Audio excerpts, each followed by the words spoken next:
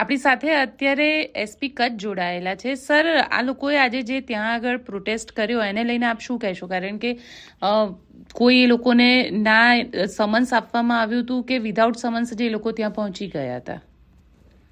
જી, અત્યારે જે સૌથી પહેલા જે 12 આરોપી છે બધા ઓલરેડી પોલીસ રિમાન્ડ ઉપર છે અને એ લોકોની રિમાન્ડ કાલે પૂરી થાય છે. એટલે એ લોકોની અત્યારે તપાસ ચાલુ છે બધાની. અને જે એ આજે જે આવ્યા હતા એમને કોઈને અત્યારે હજી સમન્સ વગેરે પાઠવવામાં આવેલા નથી. આગળના સ્ટેપ્સ જે આયોગ દ્વારા લેવામાં આવશે એના ઉપર જે છે આગળની પોલીસની કાર્યવાહી ચાલશે.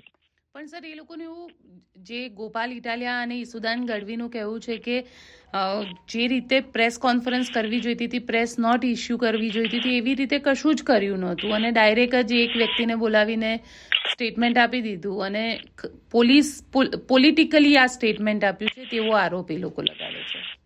એમાં જે પોલીસ દ્વારા વસ્તુ કહેવામાં આવી છે, જે આરોપી અબ્દુલ સત્તાર માજોટી છે પોતાના નિવેદનમાં જે ફેક્ટ જણાવ્યા છે એ પ્રમાણે પોલીસ દ્વારા જાહેર કરવામાં આવ્યા છે. પણ કારણ કે એ લોકોનો આરોપ પોલિટિકલી છે તો આ પોલીસ પણ જે આરોપી જે વસ્તુ જણાવી છે એ જે ફેક્ટ છે પોલીસ દ્વારા કહેવામાં આવ્યા છે ને આરોપી પોતે બધી વસ્તુ જણાવી છે.